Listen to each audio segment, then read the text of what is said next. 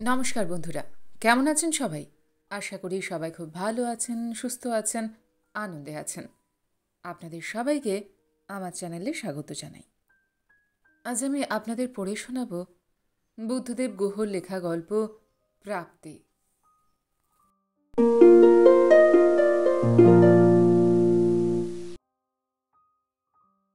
যাত্রার বাসটা একটু আগে ধুলো উড়িয়ে চলে গেল। এখন অনেকক্ষণের জন্য চাঁদোয়া গ্রামে আর কোনো শোরগোল নেই। এখন সকাল ৯টা, বর্ষার বেলা। আকাশে রাশ রাশ মেঘ জমেছে। পাশের বাড়ির রামনাথ সিংয়ের বাড়ির কুয়োর লাটাখাম্বা উঠছে আর নামছে। তার ক্যাঁচর কোচর শব্দ শোনা যাচ্ছে। সোমা ঘর থেকে বারান্দায় এলো। উঠোনে শাড়ি সায়া সব ঝুলছিল। কাল বৃষ্টি হাওয়ায় শুকোয়নি। সেগুলোতে হাত দিয়ে দেখল শুকিয়েছে কিনা। তারপর বারান্দায় বসে রান্নাঘরের দিকে চেয়ে বলল, রুক্মিণী, চায় লাও। রুক্মিণী চা বানিয়ে নিয়ে এলো। সমস্ত দিনে এই সময়টুকু, শুধু এই সময়টুকুই সোমার নিজের সময়, একান্ত নিজস্ব সময়।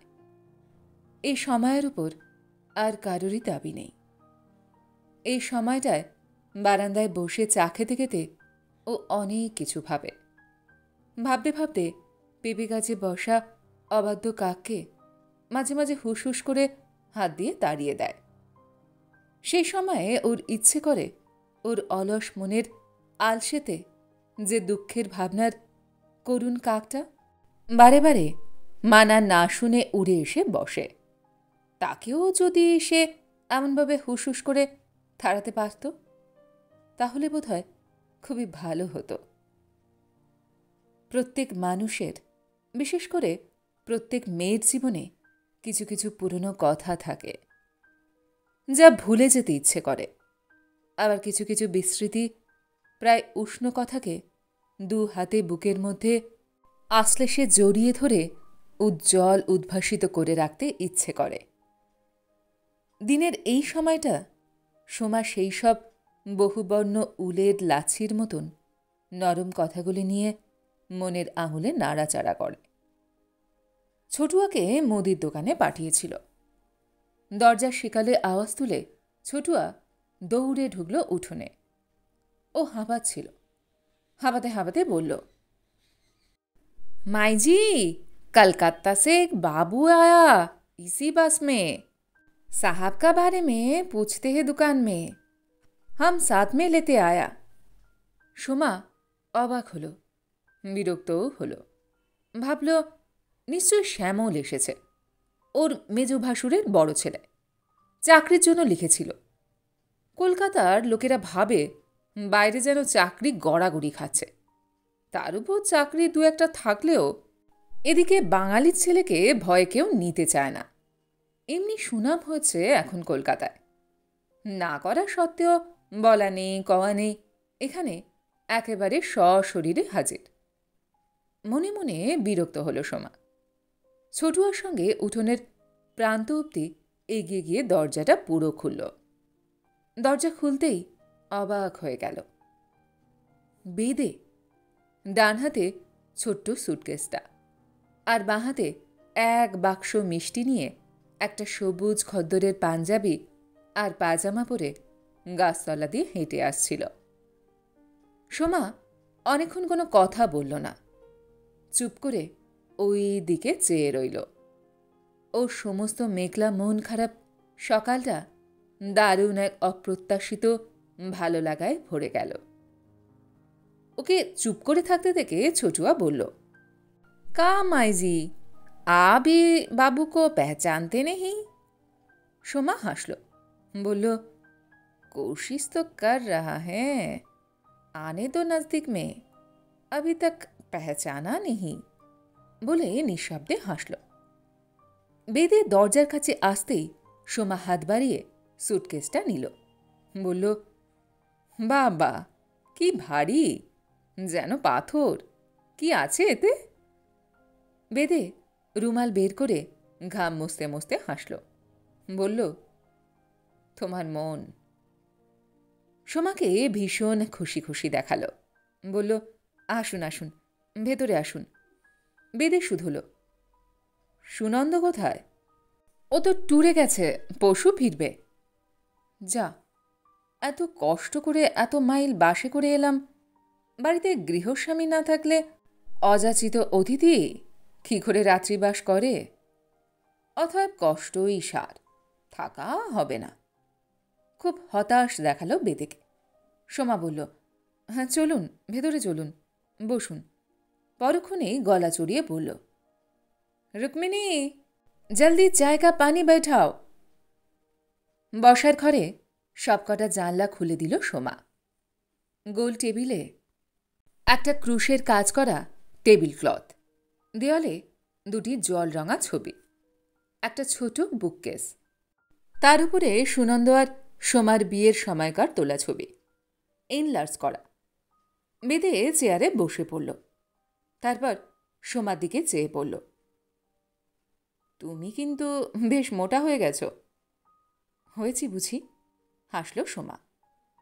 বলল, বিয়ের পর বেকার হয়ে গেছি তো, দুপুরবেলাটা কিছুই করার নেই। এখানে একটা বাচ্চাদের স্কুল আছে, একেবারে বাচ্চাদের। ভাবছি এমনিই পড়াবো ওদের। এখনও হিন্দিটা ভালো রপ্ত হয়নি, তাই শুরু করিনি। বেদে কথা বলল না, এক দৃষ্টে সোমার দিকে চেয়ে রইল। আস্তে আস্তে বলল, তুমিও তো একেবারে বাচ্চা, বড় ছটফট করছো। স্থির হয়ে বসো তো, কদিন তোমাকে দেখি না, একটু ভালো করে কাছ থেকে দেখি তোমাকে। সোমা বসল উল্টো দিকে চেয়ারে, স্থির হয়ে বসল, কিন্তু মুখে বলল, থাক, আর বেশি দেখতে হবে না। তারপরেই বলল, অসভ্য, আমার চিঠির উত্তর দেননি কেন? বেদে চুপ করে রইল। সোমা আবার বলল, কি কথা বলছেন না যে? বেদে বলল, উত্তরে এত কিছু লেখার ছিল যে অনেক রাতের ঘুম নষ্ট করেও উত্তরের খসড়াটা ঠিক হলো না। তাই ভাবলাম তোমার কাছেই চলে আসি, নিজে গিয়েই উত্তরটা দিই। সোমা বলল, একা এলেন যে, মিলুদিকে নিয়ে এলেন না কেন? বেদে হঠাৎ শুকনো মুখ তুলে তাকালো। বলল, একা এসেছি বলে তুমি বুঝি খুশি হওনি? ভয় নেই তোমার? তোমার মিলুদিও নেই, সুনন্দও নেই। তখন তোমার কাছে, শুধু তোমার একার কাছে কি আমি থাকতে পারি? লোকে কি বলবে? একটুক্ষণ চুপ করে থেকে বলল, ভয় নেই, আমি বিকালের বাসেই চলে যাব। সোমা মুখ নিচু করে রইল, অস্ফুটে বলল, হা হা, আমি যেন তাই বলেছি। গলার স্বরে কেমন একটা বিষাদ ফুটল, কিন্তু গলার স্বর শুনে একথা মনে হলো না যে বেদে থাকলে ও খুশি হয়। অথচ বেদে আসতে যে ও খুশি হয়েছে, সেই খুশিতে কোনো ফাঁকি ছিল না। বেদে মুখ নিচু করে সুটকেসটা খুলল। বলল, তোমার জন্য একটা শাড়ি এনেছি, আজ চান করে এটা পরো, বুঝেছ? গতকাল তোমার জন্মদিন ছিল, তাই না? গতকাল আমি আসতে চেয়েছিলাম, কিন্তু রাঁচির কাজটা কিছুতেই শেষ হলো না। সোমা মুখ নিচু করে শাড়িটা নিল, চাপা গলায় বলল, কেন আনলেন? বেদে অনেকক্ষণ ওর চোখের দিকে চেয়ে থাকল। বলল, কেন? কেন তুমি জানো না? না, হ্যাঁ, তুমি জানো, তুমি সবই জানো। তবু বারে বারে নতুন করে পুরনো কথাটা শুনতে ভালো লাগে বুঝি? সোমা লজ্জা পেল, বলল, মোটেই না। তারপর একটু চুপ করে থেকে বেদে বলল, জানো সোমা, মাঝে মাঝে আমার ভারী অবাক লাগে, যা সত্যি কেন তা স্বীকার করনি তুমি কোনোদিন?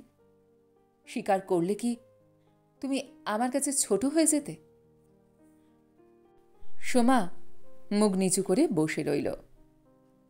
বেদে খোলা জানলা দিয়ে বাইরের মেঘলা আকাশ ও পাশের সবুজ শালবনে চেয়ে রইল। একটা শালিক পাখি জানলার কাছে সবুজ আগাছায় ভরা লাল মাটির ফালিটুকুতে সরে সরে বসতে লাগল। ওইদিকে চেয়ে বেদে নিস্তব্ধ হয়ে বসে রইল।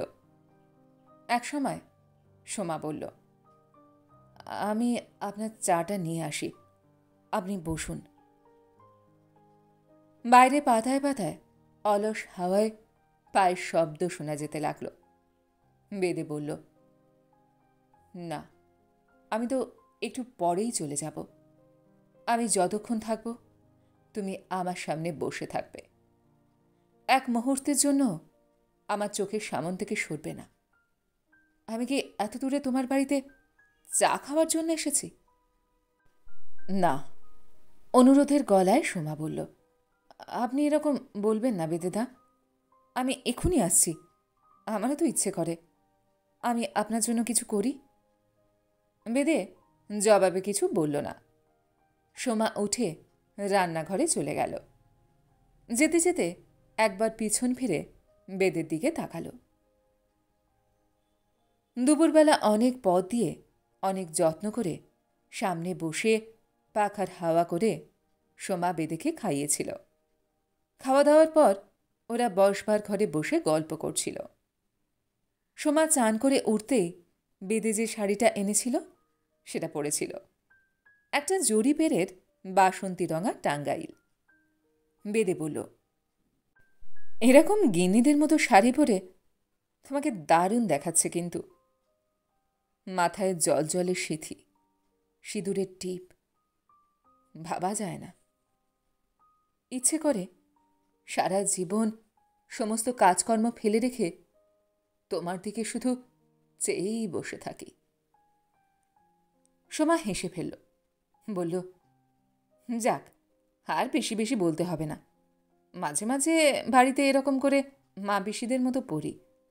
আয়নার সামনে দাঁড়ালে মনে হয় আমি নই, অন্য কেউ। তারপর অনেকক্ষণ চুপচাপ দুজনে দুজনের ভাবনা নিয়ে চুপচাপ বসে রইল। সোমা বলল, আপনি এই ঘরেই শোবেন, কেমন? বেদে হাসল, বলল, তা জানি। তোমার ঘরে যে এ জন্মে কোনোদিনও শুতে পারবো না, এ কথাটা বারবার মনে করিয়ে দাও কেন? অসভ্য, আপনি ভীষণ অসভ্য, সোমা বলল। তারপর বলল, রাতে কি খাবেন বলুন? আমি সত্যি চলে যাব সোমা। সত্যি থাকবেন না? তারপর সোমা খুব জোর দিয়ে বলল, কেন? সোমার গলা এবার বিষণ্ণ শোনাল। তাছাড়া সুনন্দ যে নেই। বেদে বলল, এমনি কারণ নেই, কোনো কারণ নেই। রাঁচির বাসের খোঁজ করতে পাঠিয়েছিল সোমা ছটুয়াকে। ছটুয়া এসে বলল, ডালটনগঞ্জ থেকে লাতেহার হয়ে 6:30টায় বাস আসবে এখানে। 10 মিনিট পর এখান থেকে রাঁচি রওনা হয়ে যাবে। একথা সে কথার পর বেদে হঠাৎ বলল, আজকের আবহাওয়াটা দারুণ না? সোমা উৎসাহের গলায় বলল, চলুন না, বেড়াতে যাবেন? কতদিন আমরা একসঙ্গে বেড়াই না। না, কোথায়? এই তো সামনের মহাশিরির টাঁড়ে। বেদে বলল, চলো। সোমা রুক্মিণী আর ছটুয়াকে বাড়িতে থাকতে বলল। বিকেলে চায়ের সঙ্গে কি কি খাওয়াবে বেদেকে তার আলোচনা হলো ওদের সঙ্গে ফিসফিস করে। তারপর একটা ছাতা নিয়ে সোমা বলল, চলুন। এ কি, তুমি খালি পায়ে যাবে? বেদে বলল, হ্যাঁ, এই বৃষ্টি ভেজা শক্ত লাল মাটিতে খালি পায়ে হাঁটতে আমার দারুণ লাগে। এখন দারুণ একটা গন্ধ বেরোয় গাছপালা মাটি থেকে, না? বেদে জবাব না দিয়ে মাথা নাড়ল। চলো বলে বেদে দরজা দিয়ে বাইরে বেরোলো, পেছনে পেছনে সোমা। সোমা বলল, বেদেদা আসুন, এদিক দিয়ে আসুন। ওরা রাস্তা ছেড়ে ছোট ছোট শালের চারা গাছের কচি কলা পাতা সবুজ জঙ্গলে ঢুকে পড়ল। আকাশে মেঘ, একটা ভিজে হাওয়ায় মাটি থেকে, গাছপাতা থেকে সোদা সোদা গন্ধ উঠছে। দূরের গভীর বন থেকে কি একটা ফুলের তীব্র গন্ধ ভেসে আসছে। কাছেই কোনো ঝোপ থেকে কালি তিতির ডাকছে, টিউ টিয়া টিউ টিয়া টিউ টিয়া। দেখতে দেখতে হাওয়াটা হঠাৎ বৃষ্টিতে রূপান্তরিত হয়ে গেল। ফিসফিস করে বৃষ্টি হতে লাগল। পাতায় পাতায় জল পড়ার শব্দ হতে লাগল। কিন্তু শব্দবিন্দুদের কোনো পৃথক সত্তা রইল না। হাওয়ার শব্দ, জলের শব্দ, পাতার শব্দ, পাখির শব্দ, সব শব্দ একাকার হয়ে গেল। সেই ভেজা নরম উজ্জ্বল আকাশ এক ফিসফিসে শান্ত পরিপূর্ণতায় ওদের দুজনের মন ভরে তুলল, ভারী করে তুলল। সোমা বলল, এই ভিজে যাচ্ছি আমি, ছাতা খুলুন। ছাতাটা খুলে বেদে বা হাত দিয়ে ধরল। সোমাকে বলল, আমার দিকে সরে এসো, ভিজে যাচ্ছ। তবু আমার কাছে আসবে না। আমি কি বৃষ্টির চেয়েও খারাপ? সোমা হঠাৎ বেদের একেবারে গায়ের সঙ্গে লেপ্টে এলো। সোমার বাঁ হাতের পাতা ওর ডান হাতের পাতার মধ্যে মুঠি করে ধরল। সোমা মুখটা নুইয়ে একেবারে বেদের বুকের কাছে নিল। তারপরই আবার মাথা উঁচু করে হাতে হাত রেখে গায়ে গায়ে মিশে ওরা হাঁটতে লাগল। একটা মাছরাঙা পাখি নীল, সাদা, লাল ও বেগনেতে মেশা উড়ে এসে সামনের একটা চারা গাছে বসল। পাখিটার ভরে ভেজা চারা গাছটা দুলতে লাগল। পরক্ষণেই পাখিটা উড়ে গেল। অপসৃয়মান পাখিটার ডানা অনুসরণ করে আকাশে চাইতেই ওরা দেখল যে পাখিটা তার ডানার সব রং একটা দিগন্তজোড়া রামধনুর গায়ে মুছে দিয়ে শালের জঙ্গলে অদৃশ্য হয়ে গেছে। হাঁটতে হাঁটতে বেদে বলল, আমি এসেছি বলে তুমি খুশি হয়েছ কি না বললে না? কথা বলবে না?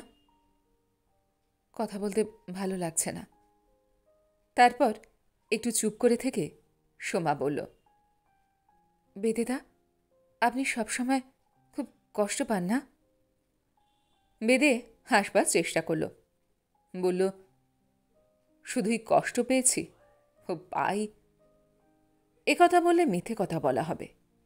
আনন্দও পেয়েছি অনেক। এই উজ্জ্বল বিকালের মতো, তোমার হাতের নরম উষ্ণতার মতো এসব আনন্দ তো চেয়ে পাওয়া যায় না।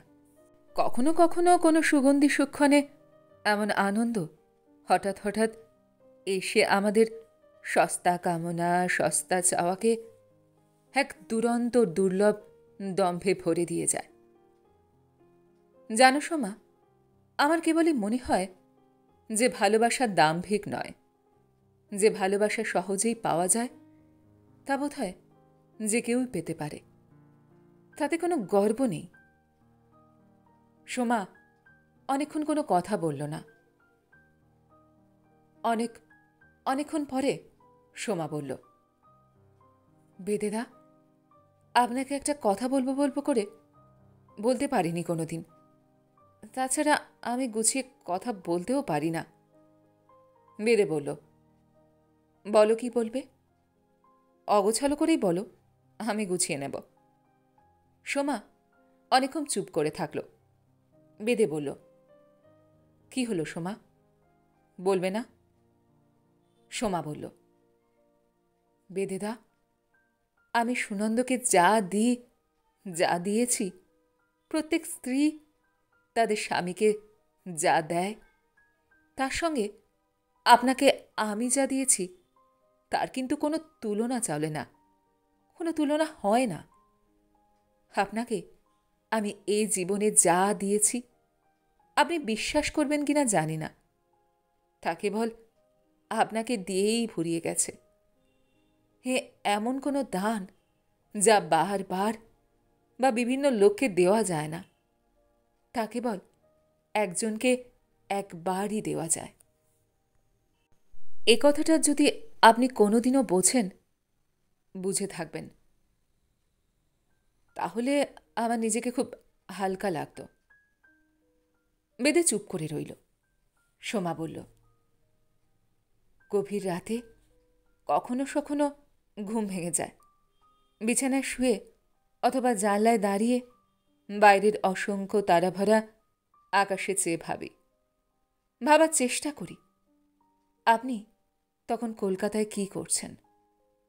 আমার তখন খুব কষ্ট হয় আপনার জন্য। আমার মনে হয় আপনি বোধহয় অমনি জানলার পাশে দাঁড়িয়ে দাঁড়িয়ে সিগারেট খাচ্ছেন। আমার ভারী কষ্ট হয় এই ভেবে যে জীবনে আপনাকে আমি দেবার মতো জাগতিক কিছুই দিতে পারলাম না। তাই বলছিলাম, যা দিতে পারতাম তা দিইনি বলে দিইনি কিছুই এমন নয়, শুধু ভয় হয় যা দিয়েছি তার দাম বুঝতে বুঝি বা ভুল করলেন। বেদে সোমার হাতে নরম করে একটু চাপ দিল, কোনো কথা বলল না। মাছরাঙা পাখিটা রামধনুর সমস্ত রং আবার নিজের ডানায় শুষে নিয়ে ওদের সামনে ভেজা হাওয়ায় গ্লাইডারের মতো ভেসে বেড়াতে লাগল। সোমা বলল, চলুন, ফিরবেন না? চলো, বেদে বলল। ওরা দুজনে ছাতা মাথায় সুনন্দর কোয়ার্টারের দিকে ফিরে আসতে লাগল। বড় রাস্তায় পড়ে সোমা বলল, বেদেদা, মনে আছে এমনি এক খোলা দুপুরে আপনার সঙ্গে কলকাতার কাছে গঙ্গার পাড়ে এক রাইস মিলে গিয়েছিলাম? অনেক দিন হয়ে গেল না? সঙ্গে আরও কে কে যেন ছিল, তাই না? হ্যাঁ, অনেকে ছিল। রুনা, জয়িতা, রুদ্র দাদা। খুব মজা হয়েছিল। যে দিনগুলো চলে গেছে, চলে যায়, সে দিনগুলোর কথা ভাবলে ভারী কষ্ট হয়। আশ্চর্য, একটি দুটি দিন কেমন মনের মধ্যে গেঁথে যায়, গেঁথে থাকে না? বেদে বলল, সেদিন বাড়ি ফিরে ডায়েরিতে আমি কি লিখেছিলাম আমার আজও পরিষ্কার মনে আছে। সোমা মুখ ঘুরিয়ে বেদের দিকে চোখ তুলে বলল, কি লিখেছিলেন বলুন না? বেদের ঠোঁটের কোণে অদ্ভুত এক হাসি ফুটে উঠল। বলল, কেন, তোমাকে তো তারপর একটি চিঠি লিখেছিলাম, মনে পড়ে না? কিছুই মনে পড়ে না আর? কত চিঠিই তো লিখেছিলেন। সেরকম সুন্দর সুন্দর চিঠি আমাকে আর কেউ কখনো লিখবে না, আপনিও না। বেদে মুখ নিচু করে রইল। বলল, হয়তো চেষ্টা করলেও সেরকম চিঠি লিখতে পারবো না আর। কেন পারবেন না? কেন পারবো না? কেন না, যাকে চিঠি লেখা সে তো আর আগের মতো নেই বলে। মোটেই না, আপনি তো সবই জানেন। জানি, বলল বেদে। তারপর বলল, চিঠি যে লেখে তার কৃতিত্বের চেয়ে অনেক বড় কৃতিত্ব যে চিঠি লিখিয়ে নেয় তার। আপনাকে যে পুরনো চিঠির প্যাকেটগুলো দিয়ে দিলাম, সেগুলো কি করলেন? পুড়িয়ে ফেলেছি। অনেকবার বারবার রাত জেগে পড়ে তারপর পুড়িয়ে ফেলেছি। পুড়িয়ে ফেলেছেন? কেন? সোমাকে খুব আনন্দিত মনে হলো, কিন্তু ভাব করল যেন খুব বিষণ্ণ হয়েছে। বেদে একবার মুখ ফিরিয়ে সোমার দিকে চাইল। বেদের মুখ খুব গম্ভীর দেখালো। বেদে চুপ করে রইল।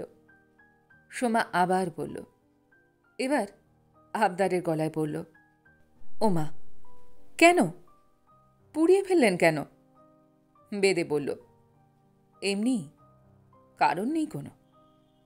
তারপর মুখ নিচু করে আস্তে আস্তে পড়ল। চিঠিতে মানুষ যেমন কাঙাল, যেমন অকৃত্রিম, যেমন শিশুর মতো অকপট, তেমন আর কিছুতেই নয়। যাকে লেখা তার কাছে যখন সেই অকপট চিঠিটা হঠাৎ একদিন মূল্যহীন হয়ে গেল, তখন যে লিখেছিল তার কাছে তাদের দাম কি আর থাকে বলো? থাকে কি কিছু? সোমা চুপ করে রইল। চায়ের সঙ্গে অনেক রকম খাবার করেছিল সোমা। সুন্দর ট্রেতে সাজিয়ে সুন্দর লেসের ম্যাট্রের ওপর দামি কাচের বাসনে সেসব খাবার সাজিয়ে দিয়েছিল। বেদে বলেছিল, চা ঢালো, কতদিন তোমার হাতের বানানো চা খাই না। মাঝে মাঝে তোমাদের পার্ক সার্কাসের বাড়ির খাবার ঘরটার কথা মনে পড়ে।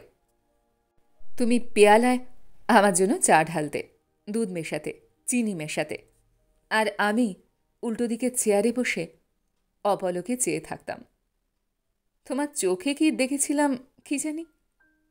একজনের দুটি চোখ আমার জীবনে সমস্ত চাওয়া পাওয়া, সমস্ত প্রাপ্তিকে কি মর্মান্তিকভাবে মিথ্যে করে দিল। সোমা বলল, থাক না ওসব কথা, আর একটু খান, এই সিঙাড়াটা খান প্লিজ, খুব ভালো করে এখানকার টক্কনলালের দোকানে। এক সময় বাসের সময় হয়ে এলো।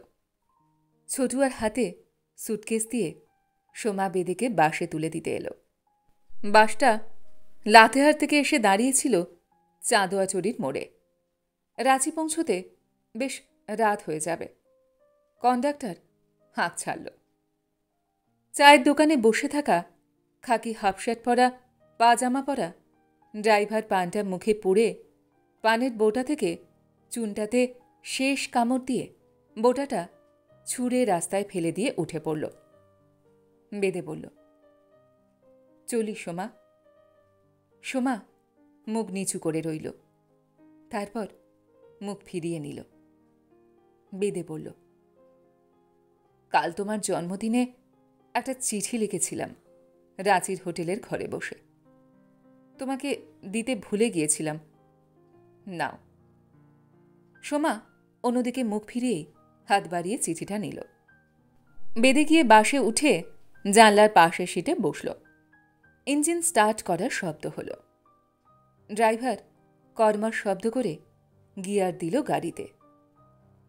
কন্ডাক্টর পেছনের দরজায় দাঁড়িয়ে প্রায়ান্ধকার পথের দিকে চেয়ে অদৃশ্য যাত্রীদের উদ্দেশ্যে শেষ হাঁক ছাড়ল, আইয়ে আইয়ে কুরু মন্দা রাঁচি আইয়ে। সোমা হঠাৎ মুখ তুলল। বেদে সেই প্রায়ান্ধকারে সোমার চোখ দুটি ভালো দেখতে পেল না। বাসটা ছেড়ে দিল। তারপর বাসের লাল টেইল লাইটটা একসময় কুরুর জঙ্গলময় পাহাড়ি পথে হারিয়ে গেল। সোমা বাড়ি ফিরে অনেকক্ষণ ধরে গা ধুল।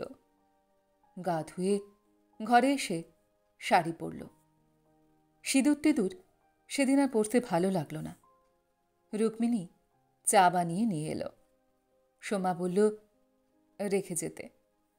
ছোটুয়াকে ডেকে বলল ঘর থেকে লণ্ঠনটা নিয়ে যেতে। ও জানলার কাছে এসে দাঁড়াল। বাইরে ছেড়ে ছেঁড়া মেঘের ফাঁকে ফিকে চাঁদ সরে সরে যাচ্ছে। মোরব্বা ক্ষেত থেকে ঝিঝি ডাকছে। মৌহাসিরের টারের উপরে একটা প্যাঁচা উড়ে উড়ে বড় অশ্বত্থ গাছটার চারধারে ঘুরে ঘুরে ডাকছে। বাইরের সেই ভেজা রাতে চেয়ে একটা জানলায় দাঁড়িয়ে সোমা ভাবছিল, কেউ যা চেয়েছিল, যাকে তা দেয়া হয়নি, তার কাঙাল মুখের কথা মনে করে ওর সমস্ত বুকটা, ওর শুকিয়ে নির্লিপ্ত মনটা ঝড়ের নিম গাছের মতো হঠাৎ এমন উথাল পাতাল করছে কেন? রামনাথ সিংয়ের বাড়ির কুয়োর লাটা খাম্বার ওঠানামার ক্যাঁচকোচ শব্দের সঙ্গে ওর মন অন্ধকার রাতের ঝিঝি ডাকা জোনাকি জলা টাড়ের দিকে ভেসে যেতে লাগল। সেখানে মাছরাঙা পাখি পৃথিবীর সব রং নিয়ে গ্লাইডারের মতো ভেসে বেড়ায়, সারা দিন ভেসে বেড়ায়।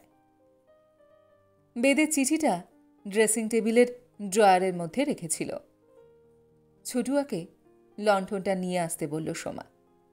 ছোটুয়া লণ্ঠনটা নিয়ে আসতেই সোমা বলল, না, ওটা নিয়েই যা। ছোটুয়া চলে গেলে অন্ধকার ঘরে ওর খাটের উপরে উপর হয়ে বেদের চিঠিটা বুকে করে চুপ করে শুয়ে রইল সোমা। সোমা ঠিক করল ও চিঠিটা ও কোনো দিনই খুলবে না। ওর আতরদানির মধ্যে ওই খামটা রেখে দেবে ততদিন, যতদিন বেদের সঙ্গে ওর আবার দেখা না হয়। অন্ধকারে শুয়ে শুয়ে সোমা ভাবল, তেমন তেমন চিঠি কখনোই খুলতে নেই। বন্ধ চিঠি যা বয়ে আনে, যা সঞ্চিত রাখে, খোলা চিঠি বুঝি তার কণামাত্রকেও ধরে রাখতে পারে না। ও জানলায় তাকিয়ে অস্ফুটে বলল, তোমাকে আমার এই চিঠির সঙ্গে আমার মনের আতরদানিতে চিরদিনের জন্য বন্দি করে রাখব। তোমার মনের সুগন্ধ আমার সমস্ত জীবন, সমস্ত অস্তিত্ব এক দারুণ সুগন্ধে ভরে দেব। আমি জানি আমাদের এই আশ্চর্য দুঃখ বা আনন্দ আমরা নিজের যা, তার চেয়ে আমাদের দুজনকেই অনেক বড় করে দিয়েছে, অনেক বড়, যা আমরা অন্য কোনোভাবেই হতে পারতাম না বেদেদা। ড্রেসিং টেবিলের সামনে লণ্ঠনটা বসিয়ে নিয়ে ভালো করে সাজতে বসল সোমা। আয়নার সামনে বসে ওর মুখে ভীষণ মিষ্টি এক হাসি ফুটে উঠল।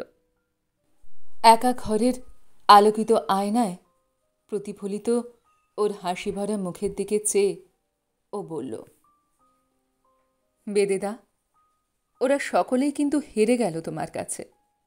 সোমা চিরদিনের জন্য, বরাবরের জন্য তোমার, একমাত্র তোমার একারই থাকবে চিরদিন। তোমার এই পরম প্রাপ্তি কোনো দিনও দৈনন্দিনতার বা পৌনপুনিকতার গ্লানিতে ম্লান হবে না। বিশ্বাস করো, তোমাকে কিন্তু আমি একটুও ঠকাইনি।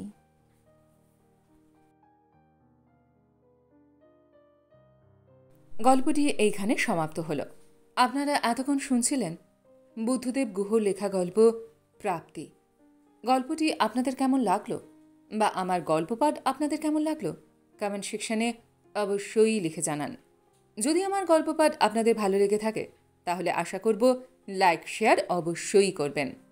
আর এই ধরনের সুন্দর সুন্দর কাহিনী আরও শুনবার জন্য আমার চ্যানেলটিকে সাবস্ক্রাইব করতে ভুলবেন না কিন্তু। তবে আজ এই পর্যন্ত। আমি খুব তাড়াতাড়ি আবার অন্য কোনো কাহিনী নিয়ে আপনাদের কাছে চলে আসছি। সবাই খুব ভালো থাকবেন, সুস্থ থাকবেন, আনন্দে থাকবেন। নমস্কার।